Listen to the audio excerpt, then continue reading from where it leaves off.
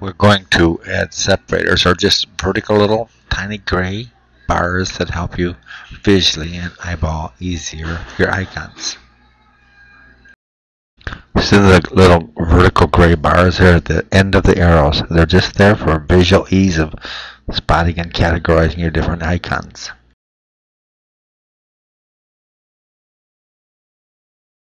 About these toolbars up here. Alright, each one of these is a toolbar, but visually on the toolbar you see this light faint vertical bar here and here. These are called separators, and their purpose is to visually give a border to a group of buttons. Okay, it's just to assist you in seeing quickly that this group belongs to that group, etc. What we're going to do is learn how to put one in to start with, and then how to remove it. Now, let me notice here that I've put a bundle of these in myself right here. All of these are put in by me. So the first thing, let's say we wanted a separator. Let's take something easy to see. Maybe I wanted a separator between these two and two. For some reason I want this arrow to be totally walled off for these separators. Now what you do is you first go to Tools, and you're going to be customizing something with the tools. You get this dialog box for customizing. All we care about at the moment is that it's out of the way. Now we go back up to the area I told you about. Let's say we want to separate right between these two.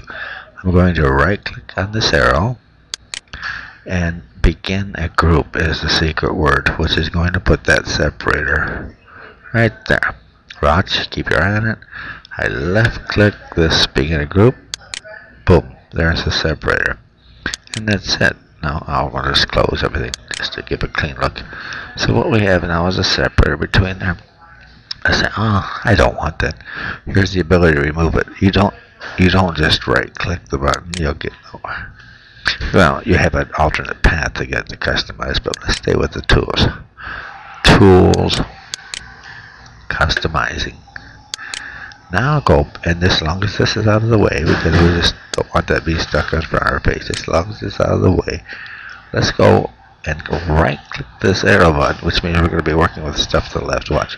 Right click, and that begin to group. We can do this, or let me put it back in. Right click and begin a group. Let me put that back in.